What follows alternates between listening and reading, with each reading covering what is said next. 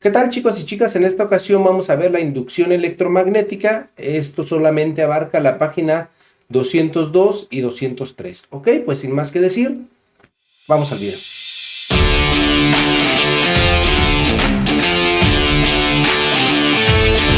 Y dice, inducción electromagnética. Mateo y Catalina continuaban su camino a casa. ¿Sabías que en esas torres el voltaje alcanza más de 600,000 voltios y que esa es la electricidad que llega a nuestras casas? Comentó Catalina. Eso es muy raro, contestó Mateo, porque el técnico que instaló la planta de luz en la casa dijo que el voltaje al que funcionan los aparatos domésticos es de 127 volts. ¿Y qué es una planta de luz? ¿Por qué se instalaron eso en tu casa?, preguntó Catalina. Es una máquina que funciona con gasolina y genera electricidad.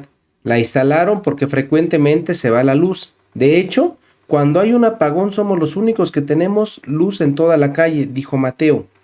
Eso es excelente, comentó Catalina. En equipos discutan la conversación de Mateo y Catalina. Inciso A. Si las líneas de alta tensión transportan 600,000 voltios y un televisor para funcionar requiere 127 voltios, ¿cómo se puede reducir el voltaje? Esto recuerden que yo les había comentado que existen unos transformadores en los postes.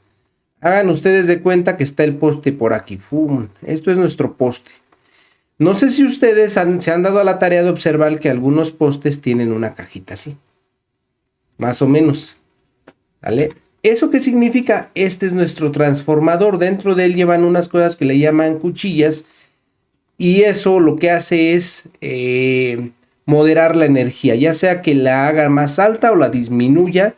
Que por lo regular la disminuye precisamente para que llegue el voltaje correcto a nuestra televisión. Aunque también lo puede alzar para llegar a algunas tipo de instalaciones donde se requiera más, ¿sale? Pero esa es la función del transformador.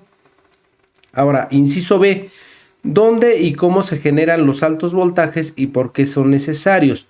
Los altos voltajes se generan en subestaciones y estas los van a transformar que reciban esa energía de las plantas generadoras. Es decir, las plantas generadoras los mandan a una subestación que van a transformar esa energía. La finalidad de transformar es abastecer de manera eficiente la energía. Es decir, los altos voltajes son necesarios porque facilitan la transmisión de energía a grandes distancias. ¿Por qué?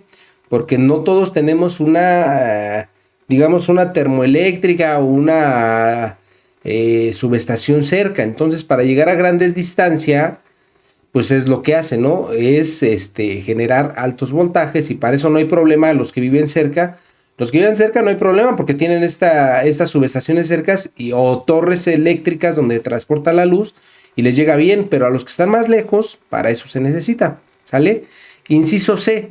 ¿Cuál es el principio del funcionamiento de un generador como el de Mateo? Bueno, pues en este caso, digamos que el generador eléctrico, una planta de luz, es un dispositivo que transforma energía mecánica en energía eléctrica. ¿Cómo transforma esta energía mecánica? A través de combustible, en este caso es a través de gasolina, se transforma esta energía mecánica que es moverse. ¿Y qué va a mover? Va a mover los imanes. Recuerden que los imanes, al mover imanes, los imanes son capaces de generar energía y al revés, digamos el magnetismo de los imanes son capaces de generar energía eléctrica. Y a su vez también recuerden que la energía eléctrica puede crear campos magnéticos, ¿no? Entonces aquí se hace, precisamente ese es el principio del funcionamiento del generador de luz, ¿sale? Inciso D. ¿Qué necesitarían para construir un generador eléctrico sencillo?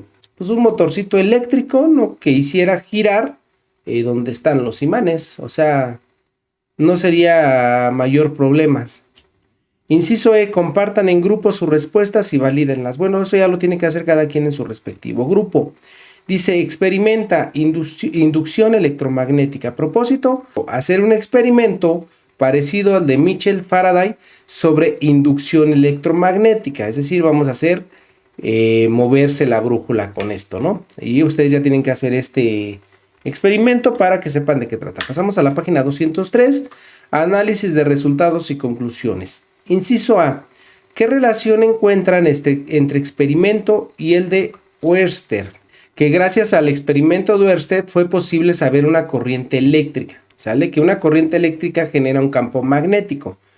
Y ustedes en la actividad demostraron que al variar un campo magnético se genera una corriente eléctrica. Eso es lo que básicamente ustedes hicieron. Inciso B. ¿En qué caso o casos la aguja de la brújula se mueve? ¿Y por qué se mueve? Bueno, la aguja de la brújula se mueve porque el flujo de corriente eléctrica genera un campo magnético, por eso es que se mueve. O sea, así de simple. Inciso C, ¿cuándo la desviación de la aguja es mayor? La aguja se puede mover más cuando el flujo de corriente tiene una mayor intensidad, ¿no? Porque esto produce un campo magnético mayor y este interacciona con el de la brújula. Y recuerden que la punta de la aguja de la brújula está magnetizada, ¿sale? Inciso D, ¿qué aplicaciones podría tener el experimento? Pues podría ser como el de un transformador, ¿no? Como el que decíamos del poste, pero en pequeño, ¿no? Inciso E, compartan en grupo sus respuestas y enriquezcalas. Bueno, eso ya lo tiene que hacer cada quien en su grupo. Aquí nos va a hablar del científico Michael Faraday. Y también nos va a hablar de qué es la inducción electromagnética. Y esto es interesante porque nos dice que gracias a la inducción electromagnética tienes electricidad en tu casa, porque es precisamente estos son los transformadores. Ustedes los deben de ubicar cerca de su casa porque precisamente esos son, ¿no?